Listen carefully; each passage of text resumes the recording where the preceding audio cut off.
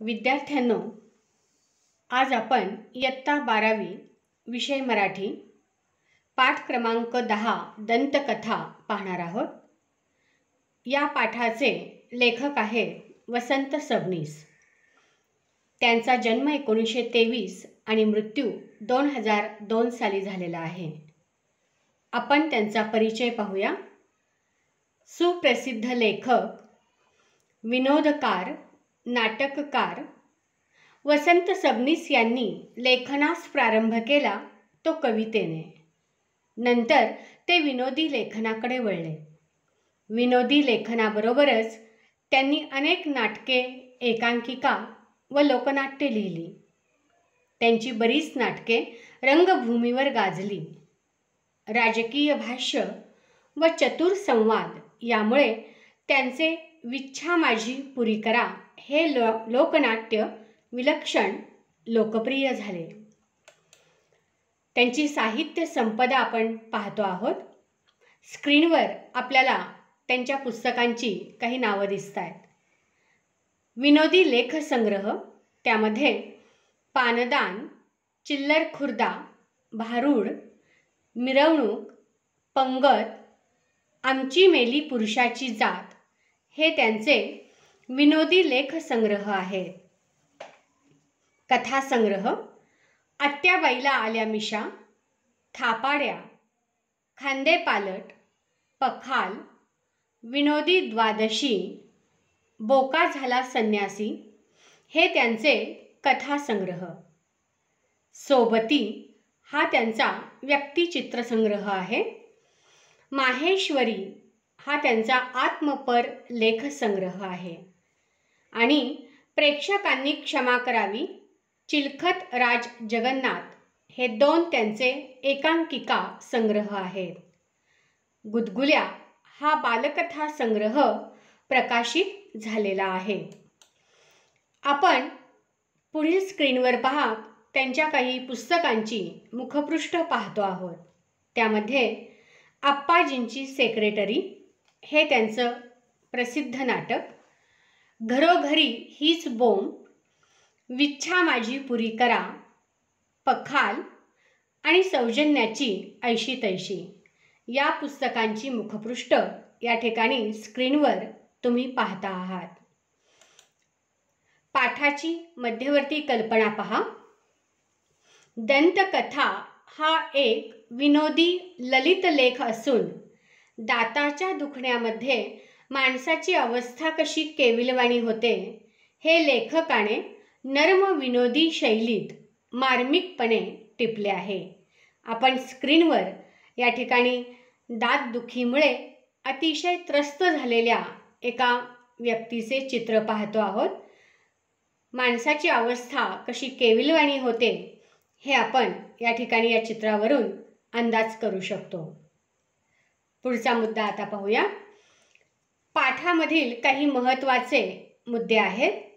त्यापैकी पहिला मुद्दा आहे, मानवी देह पंचमहाभूतांचा बनलेला असून 6वे भूत दात आहे.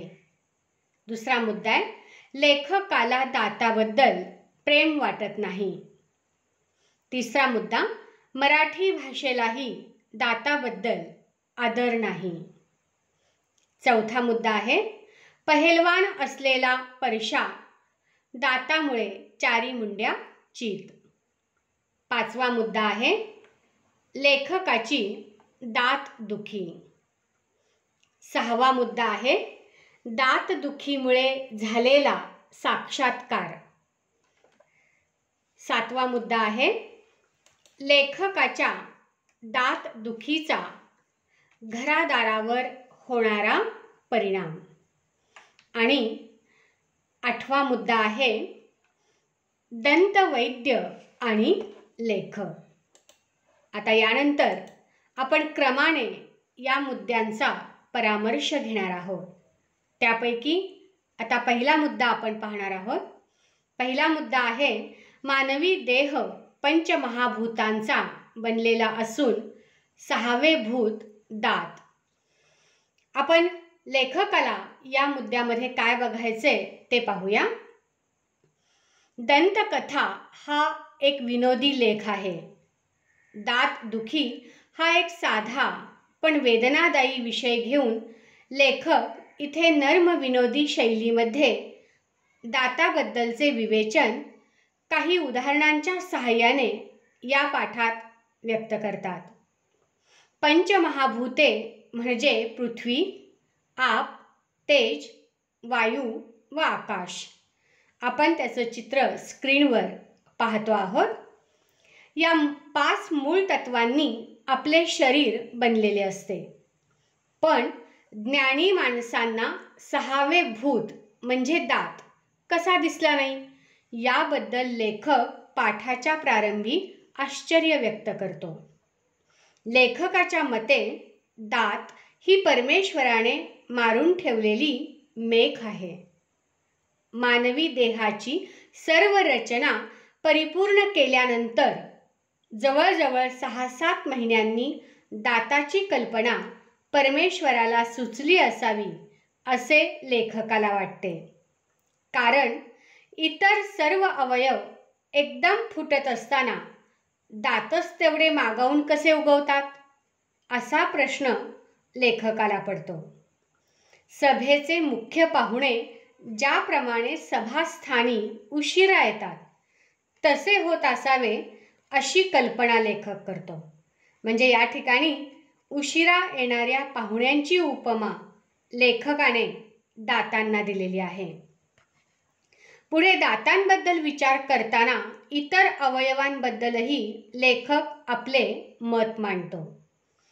तुटलेले बोट पुन्हा उगवत नाही, तसेच पहिले नकटे नाक गळून त्या जागी पुन्हा नवे नाक आल्याचेही ऐकिवात नाही. पण दात हाच एकमेव असा की तो 2-2दा उगवतो. माणसाला शरण आणण्यासाठी तृण धरायला एखादी चांगली जागा असावी म्हणून दातांची योजना केली असावी असे लेखकाला वाटते. दुसरा कुठलाही अवयव उगवताना माणसाला त्रास होत नाही, पण दात मात्र त्रास दिल्याशिवाय उगवत नाहीत असे या ठिकाणी लेखक म्हणतात. ते येताना ताप आणि गेल्यावर पश्चाताप या शब्दात लेखक दातांमुळे होत असलेल्या त्रासाबद्दल आपली वेदना व्यक्त करतो. हा झाला पहिला मुद्दा. आता यानंतर आपण दुसऱ्या मुद्द्याकडे वळूया. दुसरा मुद्दा आहे लेखकाला दाताबद्दल प्रेम वाटत नाही.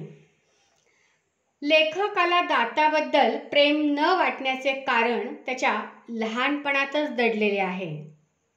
दात आल्यानंतर दिसेल त्याला लेखक लहानपणी चावत सुटला होता अशी एक दंतकथा त्याच्याबद्दल सांगितली गेली.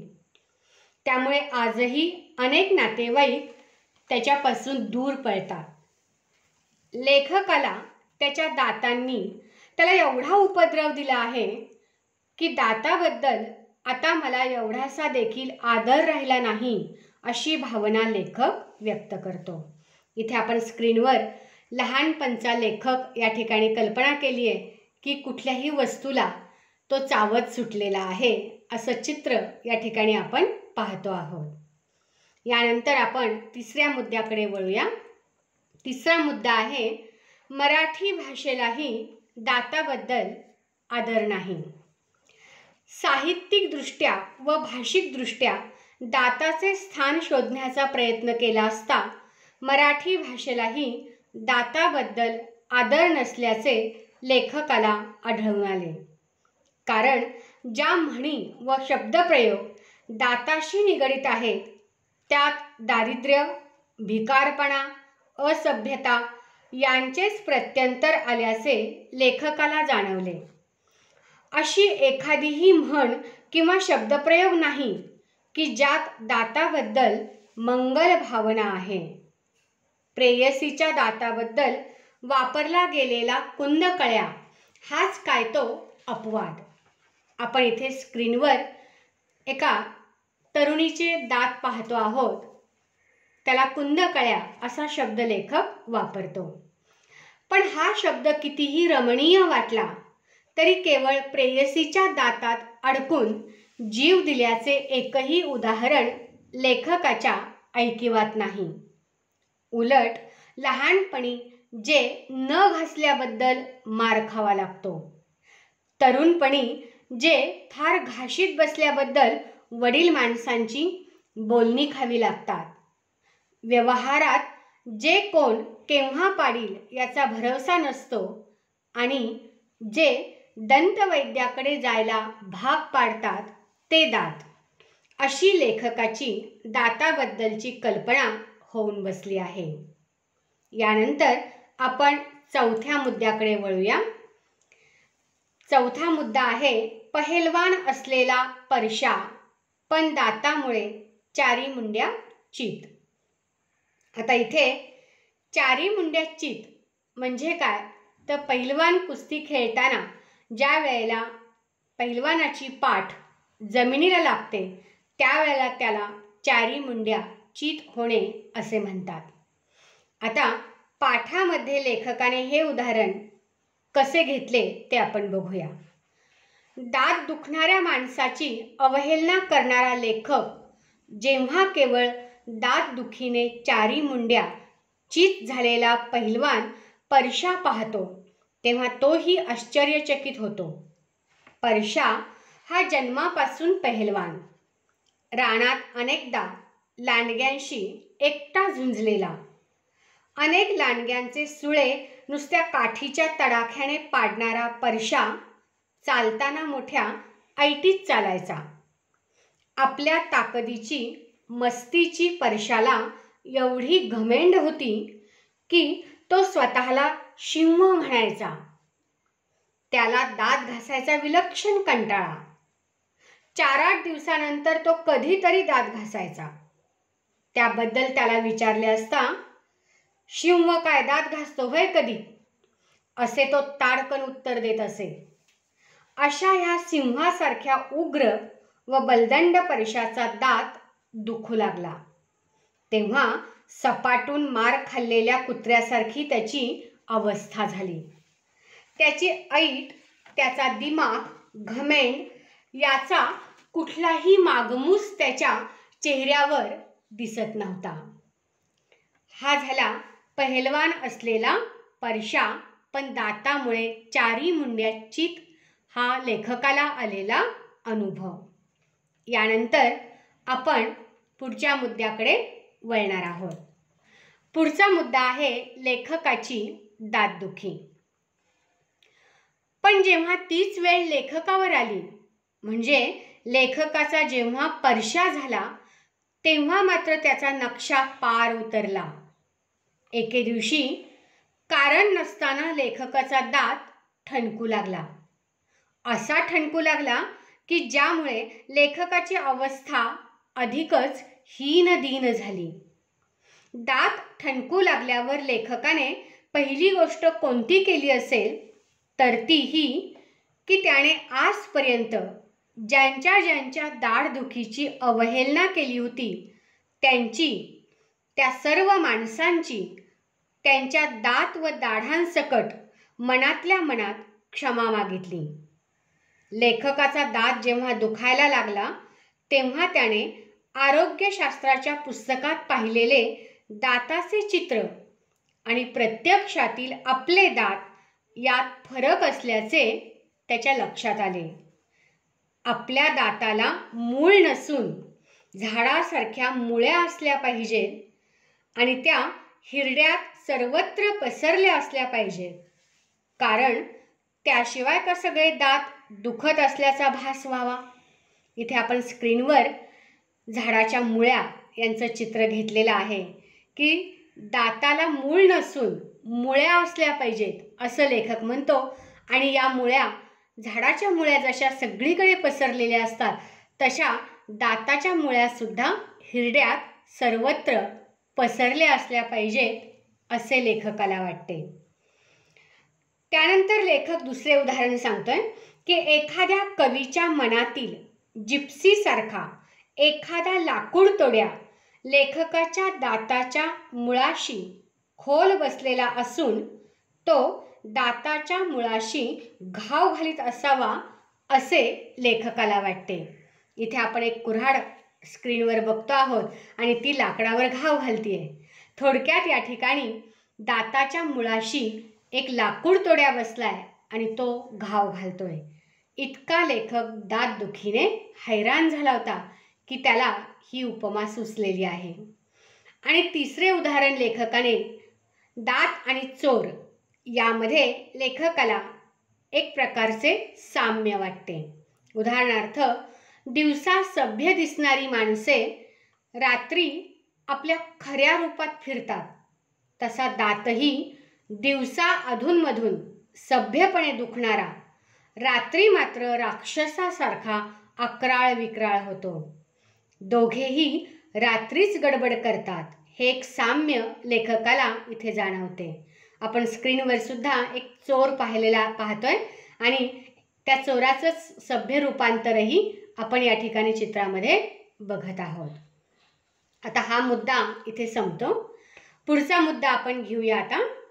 दात दुखीमुळे लेखकाला झालेला साक्षात्कार. पहा आता, जेव्हा लेखकाचा दात दुखू लागतो तेव्हा दात हेच एक सत्य असून बाकी जग मिथ्या असल्याचा साक्षात्कार लेखकाला होतो.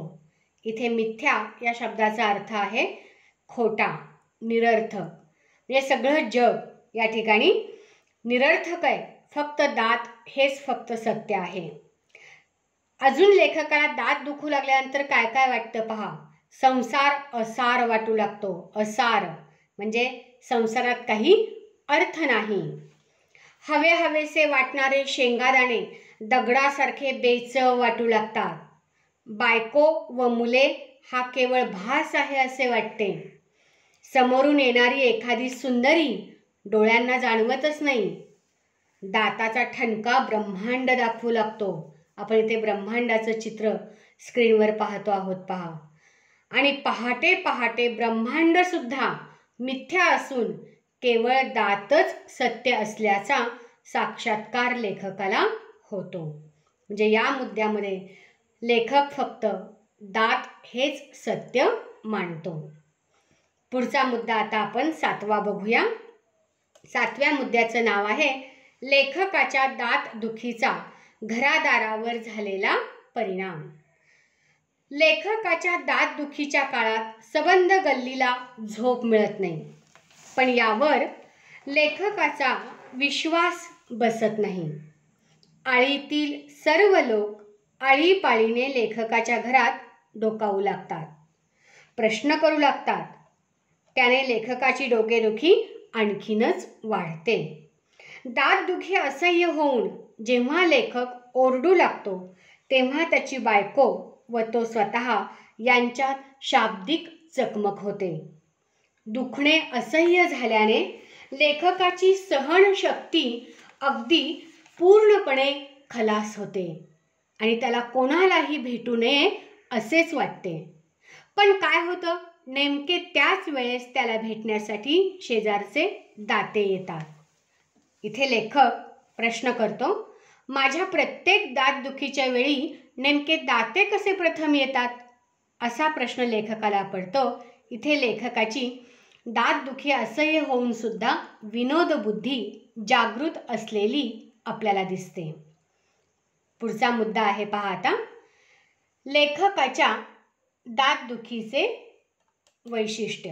आता पुढे पाहूया आपण पहा की लेखक आणि दंतवैद्य हा मुद्दा आहे पुढचा. शेवटी या सगळ्याला कंटाळून दाताचा प्रश्न कायमचा सोडवण्याच्या दृष्टीने तो दातच काढून टाकण्याचा या ठिकाणी निर्णय घेतो. पुढचा मुद्दा आपण पाहतो आहोत पहा. आता अनेकांचा सल्ला घेऊन आणि अनेक दंतवैद्याचे चेहरे पाहून लेखक एका दंतवैद्याला निवडतो. यापूर्वी आयुष्यात कधीही दंतवैद्याशी संबंध न आलेला लेखक त्याला भेटून आपली सारी दंतकथा सांगतो. दात काढण्याबाबत एकमत झाल्यानंतर दात काढायलाही पैसे द्यावे लागतात याचे लेखकाला खूप वाईट वाटते. पण मग आपण डोक्याचे केस मुळासकट काढत नाही, पण तरी सुद्धा पैसे देतोच. मग दात मुळासकट काढण्यासाठी पैसे दिले तर कुठे बिघडले, अशी लेखक स्वतःची समजूत काढतो. आता आपण पुढच्या मुद्द्याकडे वळणार आहोत. पुढचा मुद्दा या ठिकाणी आपण पाहूया. पहा, लेखकाच्या दातदुखीचे वैशिष्ट्य. आता लेखकाच्या दातदुखीचे वैशिष्ट्य आणि पुढचा मुद्दा आहे दंतवैद्याबद्दलच्या खऱ्याखुऱ्या दंतकथा आणि मग अक्राळ विक्राळ भीती.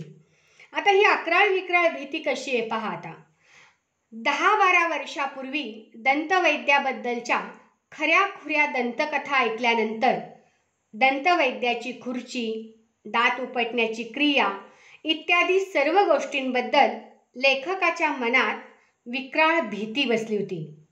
पण प्रत्यक्षात मात्र अलीकडे दंतवैद्य फारच माणसाळलेले आहेत असे लेखकाचे प्रामाणिक मत झाले. लेखकाच्या हिरड्यात इंजेक्शन देऊन दंतवैद्याने इतक्या सहजपणे दात उपटला की लेखकाला त्याचे आश्चर्य वाटून राहिले नाही. दात उपटण्याची क्रिया इतकी सोपी असून आजवर लेखकाने शेजाऱ्यांना व त्याच्या शत्रूंना दात उपटून हातात ठेवीन, दात घशात घालीन अशा शक्तीचे प्रदर्शन करणाऱ्या ज्या धमक्या आजपर्यंत दिल्या त्याबद्दल लेखकाला खूपच हळहळ वाटलेली आहे. आणि पुढे या ठिकाणी लेखक पुढचा मुद्दा देतो आहे की लेखकाच्या दातदुखीचं वैशिष्ट्य काय. मग लेखकाच्या दातदुखीचे वैशिष्ट्य असे की त्याच्या विव्हळण्याने शेजारी पाजारी गोळा होतात आणि लेखकाच्या दाताच्या अध्यक्षतेखाली दातदुखी ती का होते, ती टाळावी कशी आणि झाल्यावर कोणते उपचार करावेत यावर एकदा तरी परिसंवाद होतोच. उपस्थित वक्ते मोठे हिरिरीने त्यात भाग घेतात. जमा झालेली मंडळी एवढ्या मोठ्याने बोलतात की त्यात लेखकाचे विव्हळणे बुडून जाते. दातदुखीवरील या चर्चेने लेखकाची दातदुखी मुळीच कमी होत नाही. अनेक प्रकारची घरगुती औषधे बोळे करून 4 दिवसांनी लेखकाचा दात दुखायचा थांबतो. दात दुखणे थांबल्याबरोबर परिसंवादातील सगळे वक्ते आपलाच उपचार लागू पडला की नाही याची खात्री करून घेण्यासाठी येतात. लेखक कुणाचेही मन दुखावत नाही. प्रत्येकाला त्याने सुचवलेल्या उपायानेच गुण आल्याची कबुली देऊन तो मोकळा होतो. सगळे खुश होतात. दंत आघाडीवर सामसूम होऊन एखादा दुसरा महिना जातो आणि पुन्हा तोच दात, तोच ठणका आणि तेच उपचार यांचा प्रयोग पुन्हा या ठिकाणी नेहमीप्रमाणे सुरू होतो. आता यानंतर पुढे मग शेवटी समारोप आपण करतो आहोत. पहा, शेवटी दंतवैद्याने उपटलेला दात दाखवताच दातहोट खाऊन लेखक त्या दाताबद्दल नतद्रष्ट असा शब्द वापरतो. तो पुढे म्हणतो, ज्याने माझे बायको पुढे हसे केले तोच हा नीच दात. तुला हे शासन योग्य आहे असे सांगून आता पुन्हा यापुढे आपल्याला बायकोचा उपदेश ऐकावा लागणार नाही म्हणून लेखकाला अतिशय आनंद होतो. काढलेला दात आता घरी नेण्याचा सुद्धा विचार लेखक करीत नाही. त्या दाताची संगतही आता नको असा विचार करून लेखक तो दात दंतवैद्यालाच अर्पण करून टाकतो आणि घरी येऊन ओरडून आनंदाने शेजाऱ्यांना सांगतो की तो तुम्हाला जागवणारा दात गेला. यापुढे आता दंत सप्ताह नाही.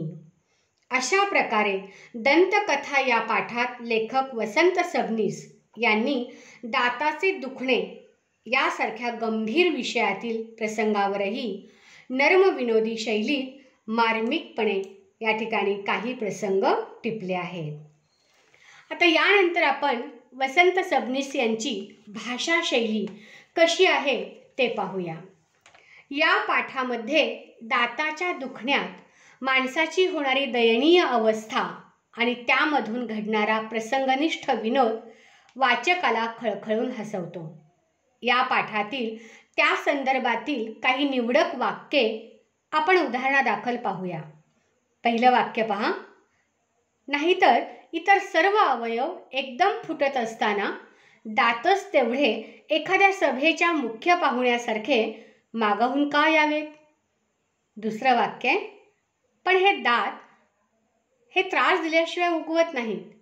ते येताना ताप आणि गेल्यावर पश्चाताप. तिसरा मुद्दा आहे. पण दात पाहून वेडा झालेला प्रियकर मला अजून भेटावयाचा आहे. चौथा मुद्दा आहे. तू खल करू नकोस बत्तान. पाचवं पहा वाक्य. माझ्या प्रत्येक दात दुखीच्या वेळी नेमके दाते कसे प्रथम येतात. सहावं वाक्य. मी त्याला भेटून सारी दंतकथा सांगितली. आणि सातवं वाक्य आहे. माणसाला शरण आणताना तृण धरायला एखादी चांगली जागा असावी म्हणून ही दातांची योजना झाली आहे. हे झाले या ठिकाणी या पाठामधील काही निवडक विनोदी वाक्ये. पुढचा मुद्दा आपण पाहूया. ही विनोदस्थळे पाहून झाल्यानंतर या पाठात मराठी भाषेतील काही म्हणी व वाक्प्रचारांची योजना शीर्षकाला अनुसरून योग्य ठिकाणी कशी केली आहे पहा. पहिला वाक्प्रचार दाती तृण धरणे. दुसरा आहे चारी मुंड्या चित करणे. तिसरा वाक्प्रचार शंख करणे. चौथा वाक्प्रचार आहे साक्षात्कार होणे. पाचवा आहे कोटी करणे. सहावा वाक्प्रचार दात घशात घालणे. सातवा वाक्प्रचार आहे दात उपटून हातात ठेवणे. आठवा वाक्प्रचार दातहोट खाणे. नववा वाक्प्रचार आहे मेख मारणे. आणि 10वा आहे संसार असार वाटणे. हे झाले या पाठातील वाक्प्रचार. आता यानंतर आपण या पाठामध्ये समारोप कसा आहे पहा. आता म्हणजे नेमकं या लेखक वसंत सबनीस यांच्या शैलीचं वैशिष्ट्य काय. एकूणच लेखक वसंत सबनीस यांचा जीवनाकडे त्यातील विसंगतीकडे पाहण्याचा वैशिष्ट्यपूर्ण दृष्टिकोन, मार्मिक निरीक्षण शक्ती आणि सहज उत्स्फूर्त शैली यामुळे त्यांच्या लेखनाला जिवंतपणाचा रसरशीत स्पर्श दिसून येतो. हे त्यांचे वैशिष्ट्य आपणास दंतकथा या पाठामधूनही दिसून येते. यानंतर आपण स्वाध्यायाकडे वळणार आहोत. पहिली कृती पहा. पाठातील विनोद निर्माण करणारी 5 वाक्ये शोधा. ती तुम्हाला का आवडली ते सकारण स्पष्ट करा. दुसरी कृती आहे लेखकाच्या दात दुखीबाबत शेजाऱ्यांनी दिलेल्या प्रतिक्रियांच्या संदर्भात एक छोटे टिपण तयार करा. आणि तिसरा स्वाध्याय आहे डोळे व नाक या अवयवांशी संबंधित म्हणी व वाक्प्रचारांची यादी तयार करा. विद्यार्थ्यांनो, पाठ वाचा आणि प्रश्न सोडवा. धन्यवाद.